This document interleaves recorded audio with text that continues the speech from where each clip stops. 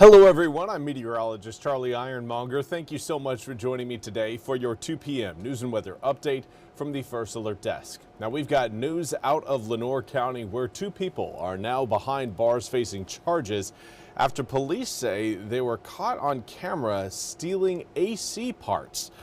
On Saturday at around 6 a.m., officials say a man and a woman were caught on camera, as you can see here, stealing several AC air conditioning unit parts from a business located in the 7500 block of Highway 70 just outside of LaGrange.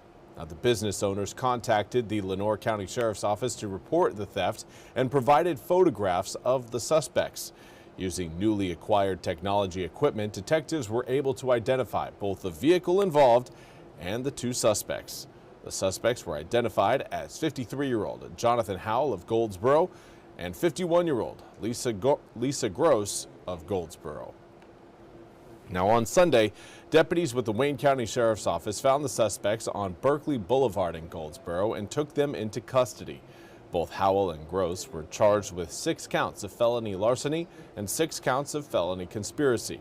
They both received a $75,000 secured bond. Howell and Gross were taken back to Lenoir County where they were placed in the Lenoir County Jail. According to officials, the investigation remains ongoing. Now, for drivers in Greenville, it's important to note that East 10th Street is getting a little bit of a slowdown to the speed limit. Greenville City Council voted last month to drop the speed limit on East 10th Street from 35 miles per hour to 25 miles per hour. It will affect the section between Elm Street and Evans Street. The Department of Transportation workers were seen putting up the new signs this morning. The speed change happened after a series of accidents involving people trying to cross the busy street. The section of East 10th Street is also still being studied for a potential pedestrian bridge, along with the section of Memorial Drive near West 5th Street. And now we want to give you guys an update on the latest from the search for Nancy Guthrie. NBC's Liz Kreutz has more. This morning, Tucson marking 1 month since Nancy Guthrie went missing. There's still a lot of hope out there. 4 weeks later, investigators still trying to piece together the unbearable mystery. According to FBI crime data, kidnappings involving seniors over the age of 80 are extremely rare, fewer than 1% of all abductions.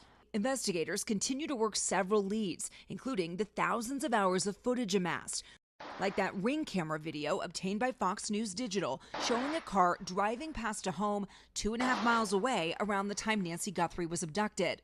According to the sheriff, Nancy's pacemaker disconnected at 2:28 a.m. The car in the Ring footage drove by this house 8 minutes later at 2:36 a.m. Google Maps says the drive between the 2 homes is 7 minutes.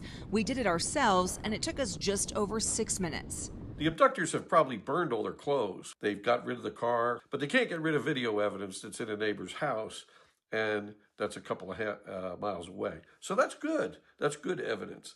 Better evidence? Let's find some DNA. Arizona State University forensic science professor April Stonehouse is an expert in mixed DNA, like the sample believed to be found at Nancy's home. When the sheriff says that the lab is facing some challenges, what do you think that means? I think that means that there are potentially items of evidence that maybe don't have a lot of DNA on them to begin with. She says it's very possible the mixture is mostly DNA of just one person. Let's say 90% of the DNA comes from the victim and only 10% is from the suspect. Then what they can potentially do is go back and rerun that sample and add more DNA, hoping to bring up the signal from the suspect's profile. But there's no guarantee. Meanwhile, outside the station where Savannah once worked, a growing number of messages of love and hope. Why is it important for you to come and sign this wall? Because I'm a Tucsonan and I'm a mother, and it's heartbreaking. And again, that was Liz Kreutz reporting. We now turn to your weather forecast. We're watching incoming light raindrops closer to I-95 slowly working their way eastward. We knew today we would have an opportunity of catching maybe a few showers out there. So far today, I haven't seen much. but it does look like that may be changing as we head through the afternoon. Right now, time on the clock, 2:05, and again, right now, Raleigh and Fayetteville seeing some light rain showers approaching. Rocky Mount, Wilson still dry, as is Goldsboro, so areas back towards I-95 still not wet quite just yet, but that's going to be changing, I think, by the time we get to around 3 o'clock. Current air temperatures generally reading in the upper 40s to low 50s. Warmest spot on the map is shared between Jacksonville, New Bern, Oriental, and Stumpy Point, all coming in at about 53 degrees. Winds out of the northeast today have done a very good job of keeping our air temperatures from getting too warm. Now tomorrow, that's going to change. We are going to see more of a southerly breeze by the time we reach tomorrow afternoon. But for today, the northeasterly winds are going to be sticking around. We won't see that wind shift tomorrow until we get, I would say, into the afternoon. So first half of the day still going to be cloudy, still going to be cool. Starting out the day in the low 40s, but should get up to the mid 50s by 11, upper 50s by noon. Then we start to see the sunshine break out and the wind shift. Hello, 60s. 65 degrees for your high tomorrow. We'll see that between around 3 to 4 p.m. Even warmer weather on the way beyond just tomorrow. Your Wednesday, Thursday, and Friday are going to see air temperatures in the 70s and 80s, and that is likely going to be carrying over into the weekend. But let's talk a little bit more about the rain chances coming up for really today and tonight. A few drops will be possible through this afternoon and evening, but I think overnight most areas should see maybe a quick little dousing of rain. Not going to be much, but I do think each area has a chance of picking up at least a few drops. Maybe about 1/4 of an inch at most. Not a lot. Not a lot. If you're hoping to get your grass completely watered, it's certainly not going to be happening with this round of rain tonight.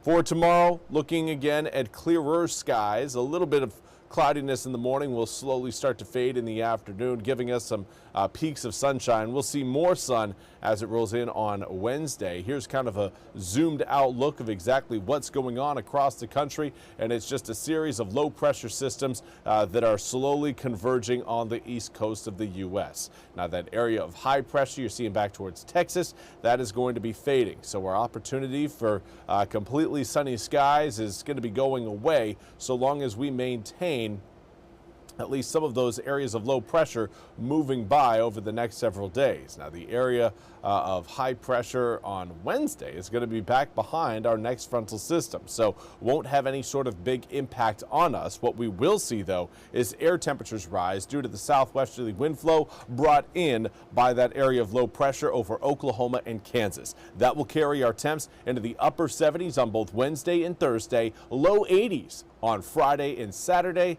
with some rain showers trying to show up to the party by Sunday and Monday. But at this point, it looks like air temperatures are going to remain largely unchanged, despite the fact we'll see a little bit more cloud cover and an opportunity for rain. 82 degrees on Sunday, 81 by next Monday. So if you're not a fan of the cooler weather today, just wait a couple days.